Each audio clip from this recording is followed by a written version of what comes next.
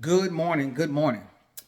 Let's talk about the balance of power because that's kind of what we're at. That's kind of what we're looking at. You have everybody saying that this person needs to step down, and we're really just talking about Chuck Schumer, so we'll throw these names out here. Democrats say Schumer needs to step down. Schumer just said he's not stepping down. But I told y'all in my last video, the one thing that nobody's saying is that Schumer lied. And that is important. That's like the nail on the head, and not lied about changing his position, because everybody should be able to change their position. Lying about why he decided to change his position. Was he lying about that level of power going to the Republican Party? Was he lying about that conversation that he said he had or overheard, where they said, man, we're going to keep this thing shut down until we do everything we need to do? Was he lying? And the problem I have is no seated person is saying he lied. Therefore, it must be some truth or some fact to what he's saying, but it's for power. Everybody up there wants a seat. Everybody's like, hey, we gotta get the American people to do what? I'm advocating for the American people to be the largest power available. Hey, when all else fails, revert back to the people and find out what they want. But they're not doing that. They're simply saying what you want is what I want, because this is a representative democracy. That's not true. That is not true. And that's why power needs to be legislatively put in the citizen's hand in some form or fashion, which is why I presented a plan. You can go and look at my plan on my website. It's always listed, www.legislativeauthority2026.com. It's very important. I list the plan of how we get legislative authority. You are welcome to leave a message and say, hey, I feel like looking at your plan, you left something out that could come up, and we need to shore up the gaps to make sure that this works. That's working together. I wish I could turn time ahead to November 3rd, 2026, and see how many citizens would want legislative authority, but I can't because I don't control time. But I can tell you what we see today. What we see today is everybody trying to get a power grab for themselves and not for the people. So of course I have to say, well, aren't you trying to advocate to get a seat so you can get this power? Because I'm always having to ask the question, how do we know we can trust you? Because my message ain't going to change. I don't have a reason, because I'm not offering anything else. I'm not offering solutions to problems that citizens can't help with. That's ridiculous. That's how our current representatives get where they got to. They need to leverage other people. Let's be realistic. Every Democrat in the House of Representatives did not vote no to the CR. Not all of them, and every one of them did not vote no in the Senate. This means that they ain't on the same page because they didn't leverage each other. And when that failed, they didn't come back to the citizens because the citizens don't have power right there. So we got to build it. We have to work together to get. We're not going to change what's currently happening immediately. You see what's happening. You got to pay attention to it. If a judge does not agree, then that judge is being asked to step down. But if a judge agrees, they get nothing but praises. We see that type of mentality in children. If they don't like you, they will move away from you and go to what's more agreeable. It's just the way it is. We shouldn't be seeing that in adults. But we're not going to act like adults don't have these children characteristics. It is high time that citizens truly get to be a part of the balance of power. When all else fails, we don't need no tiebreaker. We just ask the citizens. The majority should rule here. That's the idea of democracy. But instead, we don't have that. We are the many ruled by the few, and we need to be the many ruled by the many. The few work for the many. And that is what you hear at all of those town halls. Except for it's just not true. You can get up in the town hall. You can say whatever it is you need to say, because we all want to know. We all want to increase our knowledge so that we can make informed decisions. That's a great thing. But the problem is and will always be, is that we don't have a way to actually weigh in. And that's at all levels. Please check out the plan I put on my website.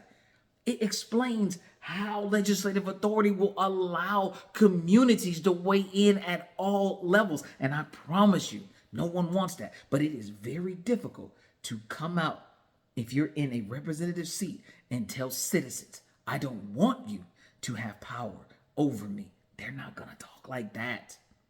But we're in, and we're watching every scheme come out to balance, to usurp, to grab hold of power. And they're trying really hard to get power, to say, hey, well, we're stronger than you. The executive branch is stronger than the judicial branch, which is stronger than the legislative branch, which is stronger than the executive branch. They're all trying to say who gets the power. And that's crazy because I thought we were all on the same team. I honestly, I'm not making that up. I really do think that we should all be on the same team. And I know there are outliers, so you don't have to come in the comments and say, why would you think that with all the history that's going on? Because the amendments, because in February 3rd, 1870, the abolitionists that made up the majority of the House, that made up the majority of Congress, they decided to be expansive in rights.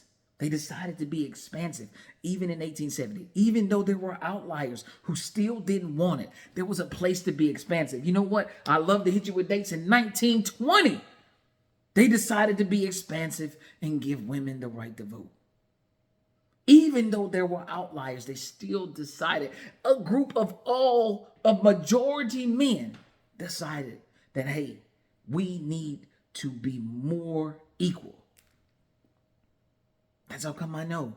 That's how come I know that it's there. It's there. But now we have a group that doesn't believe in that.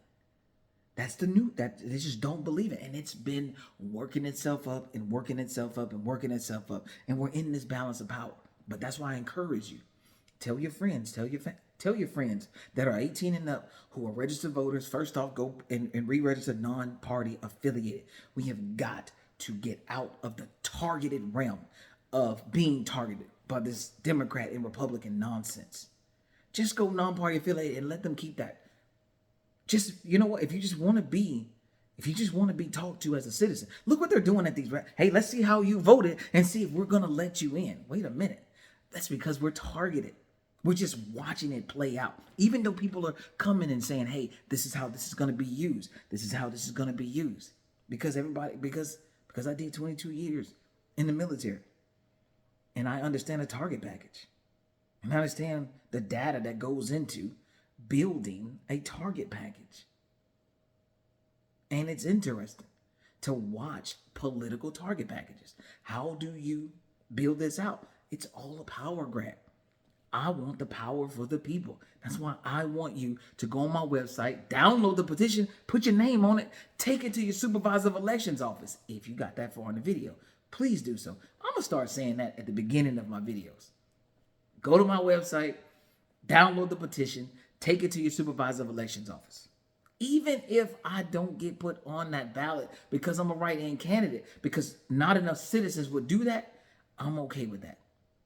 I'm going to keep pushing the same message to give the most power to citizens. When all else fails and you guys can't figure it out, we're going to go and ask the citizens. We're going to give them all the information they need, and they're going to vote on how we move forward. Because it's important to me to see that happen. So let's pay attention to who is advocating to give you power and not just advocating to get a seat. And we know that those seats need to be filled, but that cannot be it cannot be the direct message. The first message is, what can you do for the people? And the best thing you can do for the citizens is give them the power.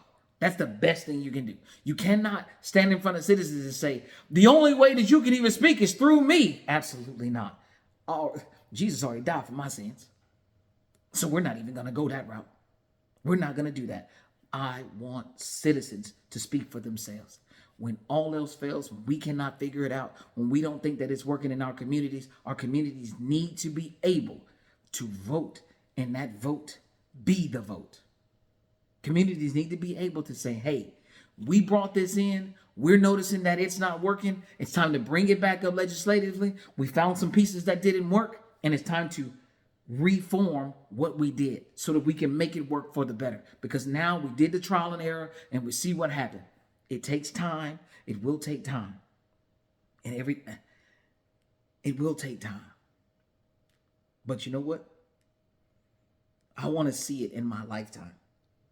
I want to see it in my lifetime while I'm healthy enough to say, hey, I was a part of us getting control of this and making sure that we remained expansive, that we remain the ideal of democracy, helping the many, everybody having a say-so and understanding that we will manage the majority. Because if things go bad, the majority would change their minds because they would see that it's going bad. It logically makes sense. But they don't have a pathway to do that. You've heard people say, I wish I could change my vote. I wish I could change. You can't. So you need something else. This is the something else. This is progressive politics. Letting citizens have a piece of checks and balances, not just being ruled by the big three: executive, legislative, and judicial. Because let's be realistic. As regular citizens, whenever they keep saying, you broke the law, this person broke the law, this person broke the law, whenever you hear that, a regular citizen knows that breaking the law means someone's either knocking at your door, there's a warrant out for your arrest, someone's going to hold you accountable. When we don't see that happening, we know there's a break in the system. I'm going to tell y'all flat out, I called a lawyer incompetent at a meeting. Hey, you gotta be, are you incompetent? Immediately the judge screams for the bailiff. Get the bailiff in here. Get the bailiff in here. What is going on? Why? What's going on? They're ready to hold you in contempt for asking a person, hey, you couldn't read that? Are you incompetent? Hold you in contempt if you don't apologize. Come on now. This is what regular citizens understand. These people play by those rules matter to certain people, and that's a problem. It's got to work for everybody. It's got to work, and everybody has to have an opportunity to say, hey, it ain't working the way it should. If you're going to say they're breaking the law, shouldn't something happen when you break the law like it would for a regular citizen? Shouldn't there be a pause? Hey, you broke the law. We got to be able to bring this up. You can't just break the law. There is no person. I've said this. You can go back and look. I've said this. Immunity, all those things, I'm completely against it. The only immunity we need is the ones that don't get us sick. Everybody else, you're up for grabs. You cannot be out here thinking that you are above the rule of law, because without law, there is anarchy. There is chaos. There must be structure.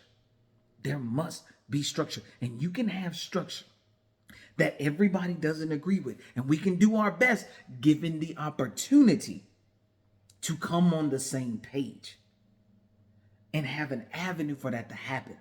Keep these organizations, these grassroots organizations out here.